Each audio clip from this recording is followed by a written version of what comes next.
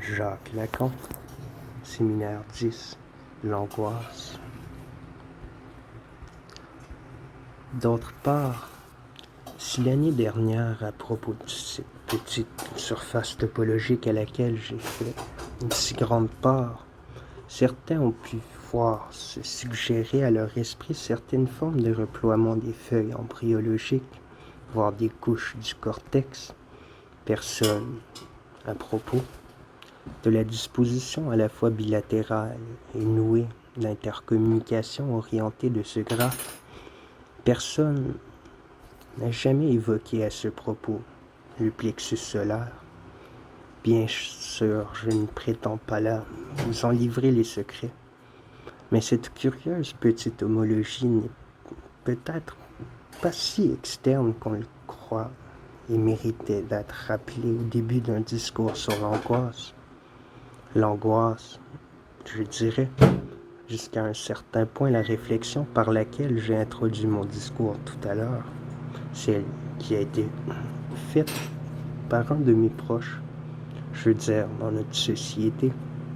L'angoisse ne semble pas être ce qui vous étouffe, j'entends, comme psychanalyste. J'entends comme psychanalyste, et pourtant, ce n'est pas trop dire que ça devrait, dans, si je puis dire, la logique des choses, c'est-à-dire de la relation que vous avez avec votre patient. Après tout, sentir ce que le sujet peut en supporter de l'angoisse, c'est ce qui vous met à l'épreuve à tout instant. Il faut donc supposer qu'au moins pour ceux d'entre vous qui sont formés à la technique, la chose a fini par passer dans votre régulation, la moins aperçue, il faut bien le dire. Il n'est pas exclu, et Dieu merci, que l'analyste, pour peu qu'il y soit déjà disposé, je veux dire par de très bonnes dispositions à être un analyste, que l'analyste entrant dans sa pratique ressente de ses premières relations avec le malade sur le divan quelque angoisse. Encore convient-il de toucher à ce propos la question de la communication de l'angoisse. Cette angoisse que vous savez, semble-t-il, si bien réglée, en vous tamponnez, qu'elle vous guide. Est-ce la même que celle du patient? Pourquoi pas? C'est une question que je laisse ouverte pour l'instant, peut-être pas pour très longtemps, mais qui vaut la peine d'être ouverte dès l'origine, si toutefois il faut recourir à nos articulations essentielles pour pouvoir y donner une réponse valable.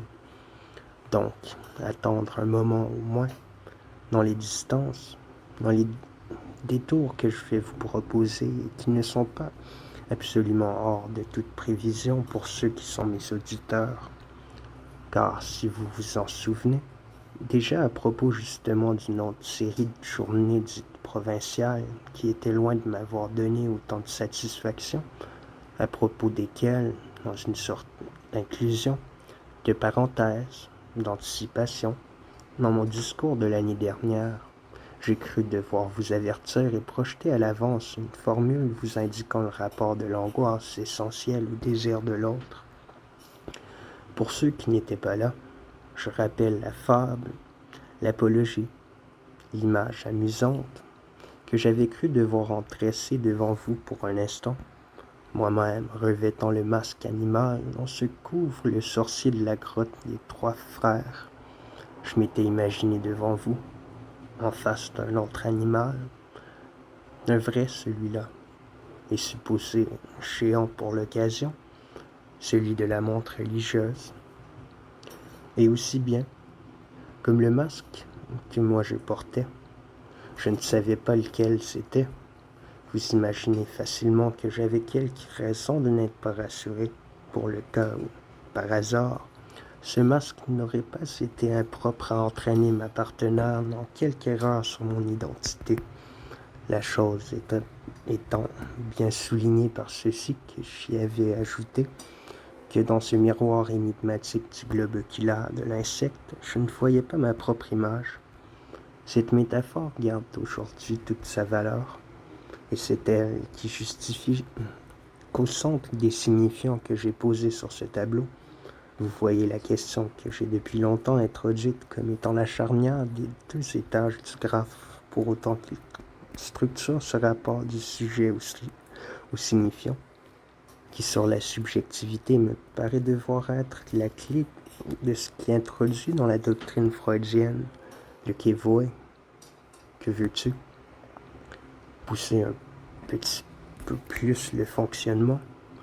L'entrée de la clé, vous avez que me veut-il, avec l'ambiguïté que le français permet sur le me, entre le complément indirect ou direct, non pas seulement que veut-il à moi, mais quelque chose de suspendu qui concerne directement le moi, qui n'est pas comment me veut-il, mais qui est que veut-il concernant cette place du moi, qui est quelque chose en suspens entre les deux étages, D à la formule du fantasme, et IA, l'idéal du moi, au M, le moi idéal, ou le M, le moi. Les deux points de retour qui, dans chacun, désignent l'effet caractéristique et la distance, si essentielle à construire au principe de tout ce dans quoi nous allons nous avancer maintenant. Distance qui rend à la fois homologue et si distincte le rapport du désir et l'identification narcissique. C'est dans le jeu de la dialectique, qui nous scie étroitement ces deux étages, que nous allons voir s'introduire la fonction de l'angoisse. Non pas qu'elle en soit elle-même le ressort, mais qu'elle soit par les moments de son apparition, ce qui nous permet de nous y orienter. Ainsi donc, au moment où j'ai posé la question de votre rapport d'analyste à l'angoisse, question qui justement laisse en suspens celle-ci, qui ménagez-vous?